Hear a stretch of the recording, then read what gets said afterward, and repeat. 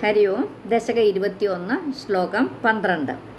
പാതാളമൂലഭുവിശേഷതനും ഭവന്തം ലോലൈകകുണ്ടലവിരാജി സഹസ്രശീർഷം നീലാംബരം ധൃതഹലം ഭുജഗാംഗനാഭിർജൂഷ്ടം ഭജേ ഹരഗദാൻ ഗുരുഗേഹനാഥ. പദച്ഛേദം ചെയ്തു നോക്കാം. പാതാള മൂലഭുവി ശേഷ തനും ഭവന്തം. ഗിരി പബ്ലിക്കേഷൻസിൽ പാതാള എന്നായിരിക്കും, അത് പാതാള ആക്കിക്കോളും.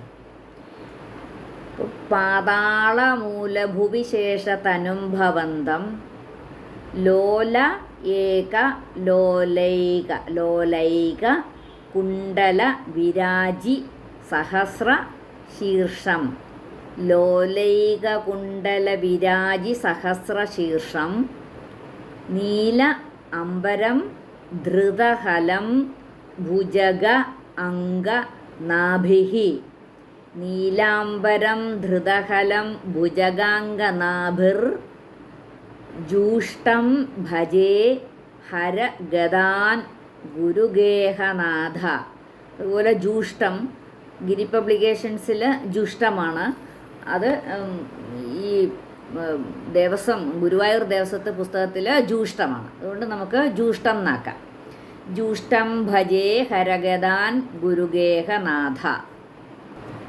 പാതാളമൂലഭുവിശേഷതനും ഭവന്തം ലോലൈകകുണ്ടലവിരാജി സഹസ്രശീർഷം നീലാംബരം ധൃതഹലം ഭുജഗാംഗനാഭിർജൂഷ്ടം ഭജേ ഹരഗദാൻ ഗുരുഗേഹനാഥ.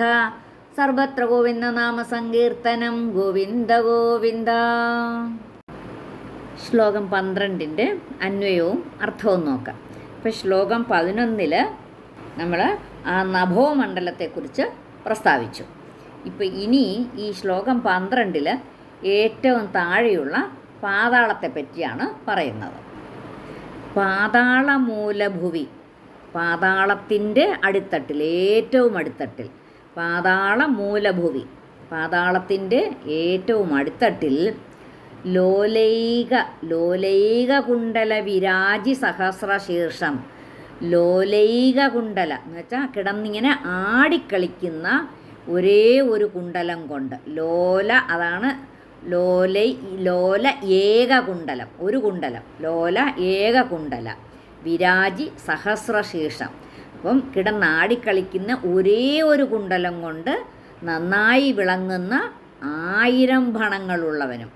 കുണ്ടലം ഒന്നേ ഉള്ളൂ, ഭണങ്ങൾ 1000 ഉണ്ട്. അപ്പോൾ അതാണ് അങ്ങനെ വിളങ്ങുന്ന 1000 ഭണങ്ങളുള്ളവനും. നീലാംബരം ധൃതഹലം ഭുജഗാംഗനാഭിഹി ജൂഷ്ടം. നീലാംബരം, ആ നീലവർണമായ ആ വസ്ത്രം ധരിച്ചവനും. ധൃതഹലം എന്ന് വെച്ചാൽ എന്തുവാ? ഹലം എന്ന് പറഞ്ഞാൽ കലപ്പ. അപ്പം കലപ്പ ആയുധമായി എടുത്തിട്ടുള്ളവനും.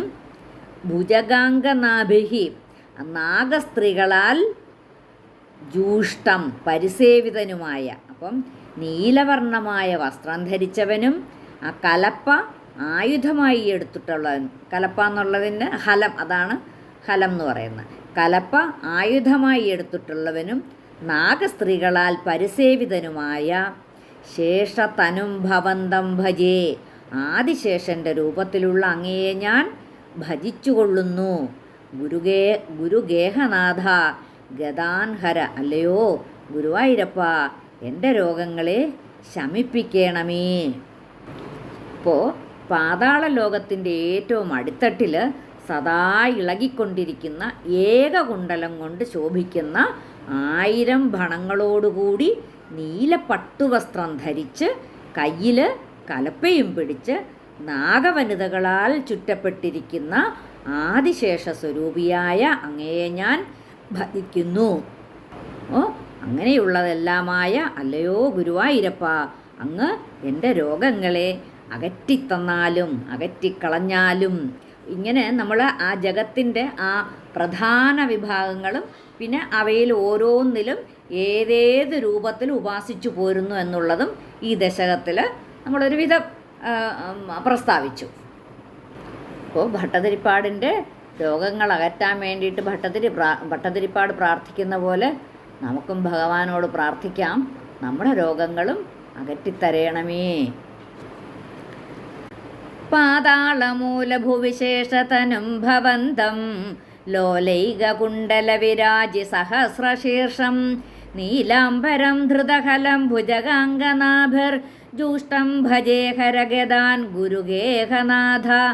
സർവത്ര ഗോവിന്ദനാമസങ്കീർത്തനം. ഗോവിന്ദ ഗോവിന്ദ.